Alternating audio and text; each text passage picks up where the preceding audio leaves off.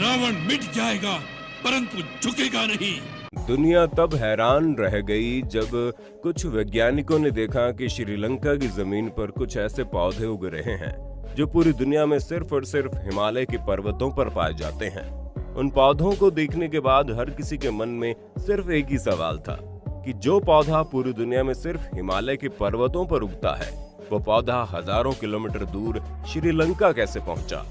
उसके बाद इतिहासकारों ने जब बताया कि हिमालय पर पाया जाने वाला पौधा श्रीलंका इसलिए पहुंच गया क्योंकि जब लक्ष्मण घायल हुए थे तब उनकी जान को बचाने के लिए हनुमान हिमालय की एक चोटी को उठाकर श्रीलंका ले आए थे। जिसके बाद दुनिया भर के बड़े बड़े आर्कियोलॉजिस्ट की टीम ने रामायण की कहानी के कुछ और अंशों को ढूंढना शुरू कर दिया, जिससे ये साबित किया जा सके कि रामायण कोई कहानी नहीं बल्कि वास्तविकता थी। लंका में आग। अगर आपने रामायण की कहानी को देखा होगा तो आप इस बात को अच्छी तरह से जानते होंगे कि जब हनुमान जी के पूंछ में आग लगाई गई थी तब हनुमान जी ने पूरी लंका में आग लगा दी। यही वजह है कि रावण की लंका पूरी की पूरी खाक हो गई थी। आर्कियोलॉजिस्ट ने जब इस बारे में पता लगाया तो उन्होंने देखा पूरी श्रीलंका की मिट्टी अलग है, लेकिन जिस जगह पर रावण के सोने की नगरी थी उस जगह का पूरा मिट्टी ही काला हो गया है, जबकि पूरे श्रीलंका में कहीं भी और काले रंग की मिट्टी नहीं पाई जाती। इस खोज ने दुनिया भर के वैज्ञानिकों को सोचने पर मजबूर कर दिया कि रामायण की कहानी बिल्कुल सच है। हनुमान जी के पैरों के निशान। जब रावण माता सीता का अपहरण करके लंका लेकर चला गया तब भगवान राम ने माता सीता को ढूंढने के लिए हनुमान को आदेश दिया। हनुमान जी अपना विकराल रूप लेकर समुद्र को छलांग लगाकर पार किए थे और श्रीलंका में एक पत्थर के ऊपर उतरे थे। जब हनुमान जी का विकराल रूप है श्रीलंका के पत्थरों पर उतरा तो श्रीलंका के पत्थरों में उनके पैरों के निशान बन गए। ये पैरों के निशान बिल्कुल उसी जगह पर है जिस जगह पर रामायण में हनुमान जी के उतरने की बातों को लिखा गया है। लाखों साल पुरानी गुफा। रावण जिस वक्त माता सीता का अपहरण करके लंका लेकर गया था उस वक्त माता सीता को एक गुफा के अंदर कैद करके रखा गया। हाल ही में पुरातत्व विभाग को श्रीलंका की इस गुफा के बारे में पता चल गया। जब पुरातत्व विभाग के लोगों ने उस गुफा के हर एक पहलू को जांचा तो उन्होंने देखा गुफा के अंदर कुछ रामायण से जुड़े अजीबोगरीब चित्रकारी की गई है। ये सभी चित्रकारी आज से 1000 या फिर 2000 साल पहले की नहीं बल्कि लाखों साल पुरानी है। आप भी यहाँ बनी तस्वीरों पर नजर डाल सकते हैं। इन गुफाओं में ऐसी तस्वीरें बनी हुई है जो कुछ हजार नहीं बल्कि लाखों करोड़ों साल पुरानी है और ये तस्वीरें रामायण की पूरी कहानी को दर्शाती हैं। संजीवनी बूटी। दोस्तों, ये तो आप जानते हैं कि युद्ध के दौरान लक्ष्मण जी घायल हो गए थे और उन्हें बचाने के लिए हनुमान जी को संजीवनी बूटी लाने का आदेश दिया गया था। संजीवनी बूटी पूरी दुनिया में सिर्फ और सिर्फ एक ही जगह पाई जाती थी, वो है हिमालय का द्रोणागिरी पर्वत। लेकिन हाल ही में वैज्ञानिकों ने देखा वही संजीवनी बूटी का दुर्लभ पौधा श्रीलंका में भी उसी जगह पर मौजूद है जहां पर रावण और राम के बीच युद्ध की बात कही जाती है। उस पौधे को वहां पर देखने के बाद दुनिया भर के वैज्ञानिक ये मानने को मजबूर हो गए कि भगवान राम और उनकी रामायण बिल्कुल सच है। द्रोणागिरी पर्वत। इन सब के अलावा जब हनुमान जी ने लक्ष्मण को बचाने के लिए संजीवनी बूटी की जगह पूरे के पूरे द्रोणागिरी पर्वत को ही लेकर आ गए, तब श्री राम के भाई लक्ष्मण का इलाज होने के बाद हनुमान जी उस पहाड़ी को उठाकर वापस हिमालय के पास रखने गए थे। लेकिन हैरानी की बात तो यह है कि आज भी द्रोणागिरी पर्वत पर उस निशान को देखा जा सकता है जहां से हनुमान जी ने उस पहाड़ी को उठाया था और वापस से रखा। यही वजह है कि आज द्रोणागिरी पर्वत को भगवान की तरह पूजा जाता है। खैर, ये तो हमारा सनातन धर्म है ही ऐसा जहां हम प्रकृति के हर एक रूप की पूजा करते हैं। राम सेतु। रामायण की कहानी वास्तविक है या फिर काल्पनिक, इसका सबसे बड़ा सबूत तो भारत और श्रीलंका के बीच बना हुआ वो पुल है जिसे गूगल मैप में देखने पर साफ दिखाई पड़ता है। जब आप गूगल मैप को ऑन करके भारत और श्रीलंका के मानचित्र को देखेंगे तो आपको इन दोनों के बीच एक पुल जैसी आकृति दिखाई देगी, जिसे देखने के बाद पूरी दुनिया भर के वैज्ञानिक इस बात को कबूल कर चुके हैं कि ये वही पुल है जिसे भगवान श्री राम की वानर सेना ने कई दिनों की मेहनत के बाद तैयार किया था।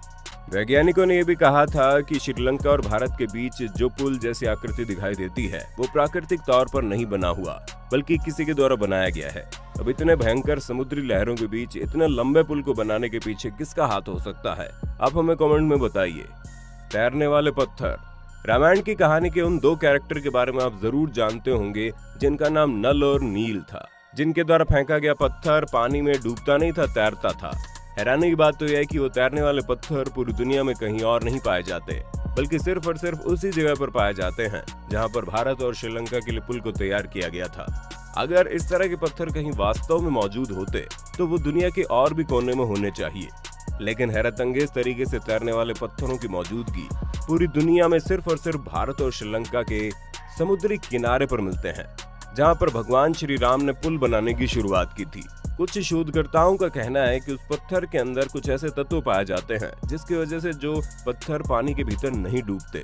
अगर ऐसी बात है तो आज से न जाने कितने साल पहले श्री राम के वानर सेना को इस बात का पता कैसे चला कि खास तरह के पत्थर पानी में नहीं डूबते। वैसे इस बारे में आपके क्या सोचना है कमेंट में बताना।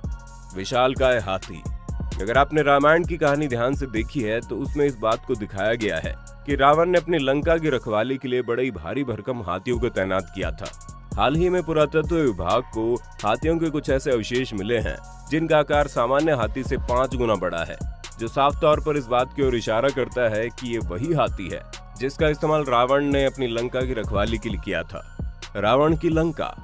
दोस्तों, हाल ही में आर्कियोलॉजिस्ट की टीम ने श्रीलंका के ऐसे पुराने महल के खंडर को ढूंढ लिया है जिसके बारे में कहा जा रहा है कि हजारों साल पुराना है। और तो और उस महल के अंदर ऐसे ऐसे गुप्त रास्ते बनाए गए हैं जो पूरी तरह से इस बात की ओर इशारा करते हैं कि ये वही महल है जिसका इस्तेमाल रावण किया करता था, क्योंकि हजारों लाखों साल पहले के महल का अस्तित्व मिलना सिर्फ और सिर्फ रामायण की तरफ इशारा करता है। अशोक वाटिका। ये तो आप सभी जानते होंगे कि रावण ने बाद में माता सीता को अशोक वाटिका में भेज दिया था, क्योंकि माता सीता किसी भी कीमत पर रावण के महल में प्रवेश नहीं करना चाहती थी। लेकिन हैरानी की बात तो यह है कि हजारों साल पुरानी इस जगह को आज भी श्रीलंका में सुरक्षित रखा गया है, और तो और आज भी वहां के लोग उसे अशोक वाटिका के नाम से ही जानते हैं। अगर कोई भी बात काल्पनिक होती तो इस तरह से किसी भी स्थान को सुरक्षित नहीं रखा जाता। श्रीलंका के अशोक वाटिका इस बात को साबित करती है कि रामायण की कहानी में जो कुछ भी दिखाया गया है वो पहले भी हो चुका है। रामलिंगम। भगवान राम ने जब रावण का वध किया था तब उन्हें पश्चाताप करना पड़ा था, लेकिन भगवान श्री राम के हाथों एक ब्राह्मण का कत्ल हो गया था। वो रावण ब्राह्मण था।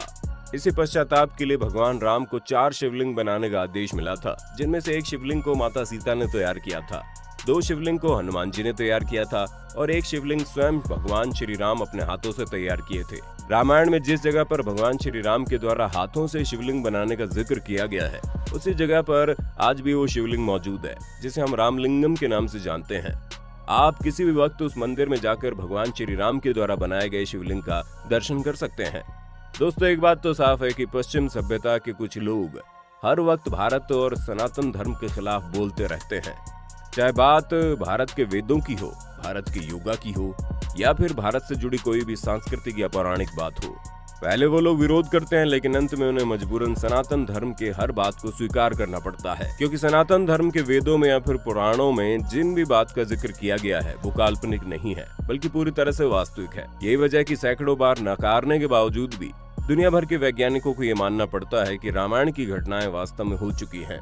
सनातन धर्म के जिस योग संस्कृति को पश्चिमी सभ्यता के लोग नकारते आ रहे थे, आज पूरी दुनिया योगा को फॉलो करती है। दुनिया भर के लोग आज सनातन धर्म के आयुर्वेद को अपना रहे हैं, जबकि एक वक्त था जब पश्चिम सभ्यता के लोग भारत के आयुर्वेद का मजाक उड़ाते थे। दोस्तों, एक बात तो सत्य है, वास्तविकता को प्रमाण की जरूरत नहीं पड़ती, वक्त के साथ हर एक चीज खुद सामने आ जाती है। दोस्तों, ये वीडियो आपको कैसी लगी कमेंट में बताना। ऐसी वीडियोस देखने के लिए हमारे चैनल को सब्सक्राइब करके बेल आइकन को ऑन करना बिल्कुल मत भूलना, क्योंकि the earth adventure in Hindi की टीम आपके लिए ऐसी ही इंफॉर्मेटिव वीडियोस लाती रहती है।